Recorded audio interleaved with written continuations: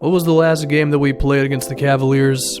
Game 3. We lost in a heartbreaker off of a late three-pointer that didn't go in from Porzingis, and he's been making a lot of those in the playoffs. So with a 2-2 series, I think it's time for us to get at least a little bit nervous. That's if you believed we actually had a chance in this thing, which, I was feeling decent.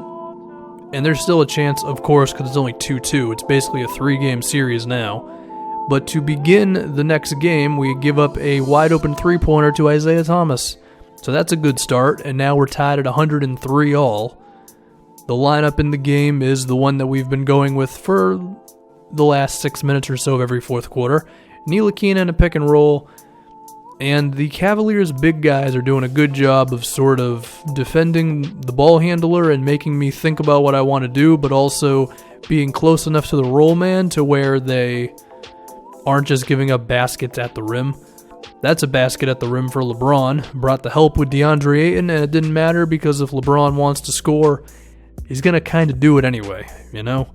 Ntilikina's doing a good job staying on Isaiah Thomas. Norman Powell in the face of LeBron, a solid defensive possession, I would say. I'm sure Brad Stevens would be happy with that one. A random shout out to my Celtics, who have now won like 15 in a row or something.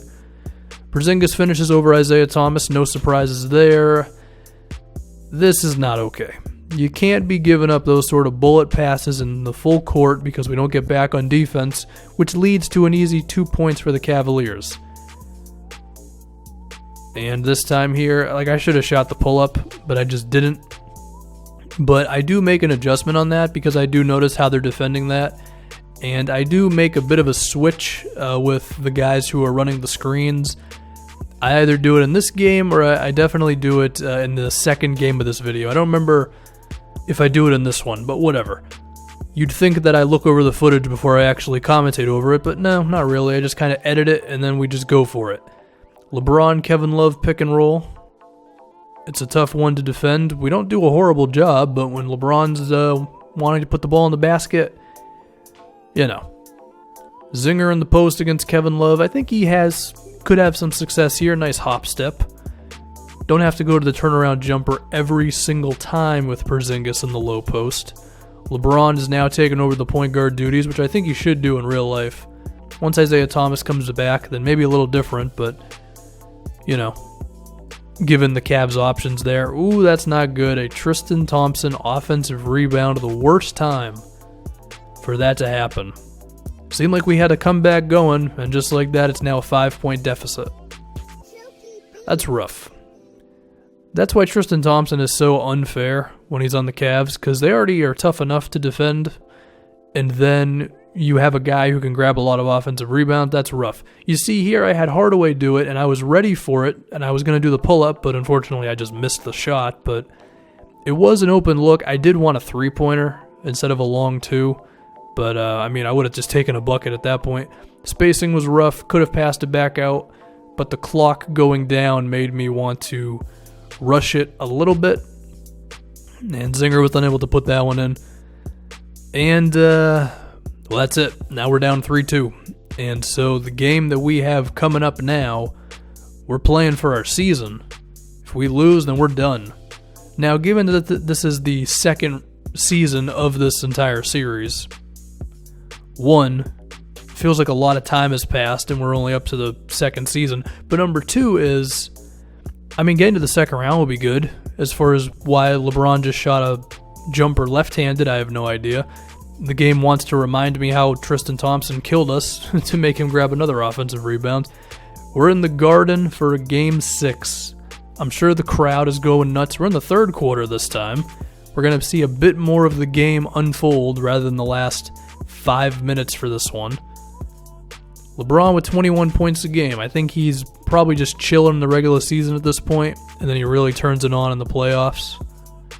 Which means he could go bananas toward the stretch here if he really wants to beat us, which I assume that he wants to beat us. So Crowder is on Porzingis. Crowder's definitely stronger and a better defender than Isaiah, but Porzingis still doesn't have much trouble getting by him on the...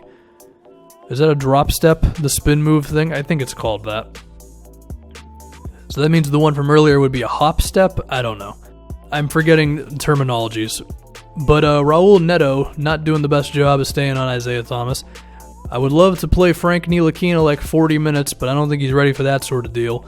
Porzingis played pretty much as many minutes as he possibly could in this one. That was a hell of a finish by Cedi Osman, finishing that right over Kyle O'Quinn, who's a tough dude. But yeah, I mean, Porzingis played a lot, as he should, given the situation. And now we have Isaiah Thomas, so that's going to be an easy 2. We're just getting Porzingis in the post, man. If Kevin Love is not defending him, then there's really almost no way that he doesn't make it in over some of the smaller guys. We're having a tough time staying on Isaiah Thomas, man. He's just getting loose, and then we really don't have the option. Speaking of Isaiah Thomas, I do notice just what he's doing against us, and I notice how good Hardaway is, and I do make a bit of an adjustment that we're going to see in the fourth quarter. I love how in full court shots in 2K, they consistently hit the rim. And while they very rarely actually go in, they still get close enough to where they actually do scare you. The adjustment I made, I believe it's already established, is that Tim Hardaway Jr. is actually the point guard. And the reason why I have him at point guard is so he can attack Isaiah Thomas. And we can do, with a Hardaway Porzingis pick and roll, we could be attacking a lot of bad defenders on the Cavs, because we could attack Isaiah Thomas and Kevin Love. J.R. Smith ended up on Porzingis there, so we attacked Isaiah Thomas and J.R. Smith. We're going at some of the bad defenders, and we're not allowing Tristan Thompson to play as much pick and roll defense on us. So it's an idea, but we still have to defend them on the other end. And if I'm not mistaken, on this play, Terrence Ferguson helps off a Crowder, and that's 3 points on the board. If the Cavaliers are hot from 3, you basically have no chance of winning, because Isaiah Thomas and LeBron are tough enough to defend anyway. You add to that all the other guys making their stuff in, Tristan Thompson grabbing a couple offensive rebounds, and it's a nightmare, man. This play has taken a long time to develop. Eventually we got it going. Isaiah's playing some quality defense. At least he did for a moment, and then eventually Tim Hardaway is able to get in there. He's having a hell of a game, Hardaway. These are the reasons why the Knicks gave him the money they gave him. At least it's working out for us in the game, as far as if Hardaway's going to work out in real life. To be determined. He's definitely been better lately. Got to give him that much credit. Where's this play going for the Cavaliers? We got Isaiah trying to attack Ntilikina. And Kevin Love, okay. I appreciate that he actually missed, because I was getting used to them making everything. 4-point game, a minute left.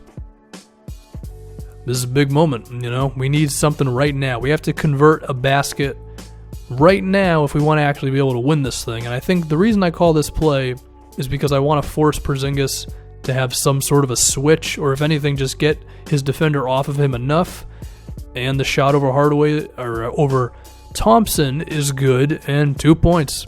We got exactly what we wanted on that play. We scored, and I mean, it took a little bit of time off the clock, but given, 45 seconds, I think we're okay with that. But we really have to defend right now, and I don't want any lazy defense leaving someone open on the three-point line. That's the worst thing that we can get right now. And I really want to bring help, but I know how good of a defender or passer LeBron is, so I was forced to just kind of watch. I was thinking about bringing it with Ayton, but then I'm like, well, he's just going to throw a bullet pass right to Thompson for an easy 2 points. So I guess I took the lesser of two evils. Luckily for the foul there, they were really aggressive on that one. I thought that was going to be a turnover and essentially the ball game. Hardaway's been fantastic tonight. We got to convert both of these, though. And that's rough. The 80% chance doesn't go in, and that's not good. Not fun. If we can at least get 1 point, it's better than nothing. Green release, so that's good. 3 points, 25 seconds left. Basically do have to foul at that point. And the foul game eventually makes LeBron turn into J.R. Smith. Use up our last timeout. I don't remember the actual play that I call here.